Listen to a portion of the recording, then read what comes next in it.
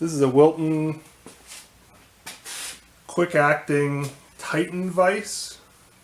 By the patent date, I believe it was late 40s, early 50s. This vise actually has a unique feature that allows you to rapidly position the vise and then tighten it. And then once you want to release it, you back off maybe a half turn, and then you can adjust it again. It works fairly well. I did take apart the nut, and there's a unique little spring-loaded plunger that gives that quick acting action.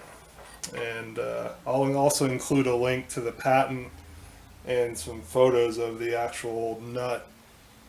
As you can see, the vise is in good shape. This is not a vise that I would hammer on, and it's homeowner duty.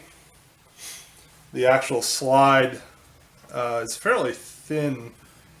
It's a pretty amazing casting that they did, and you know, it definitely has some style to it. It's got the original paint, has the original sticker. Could be cleaned up, could be left as is.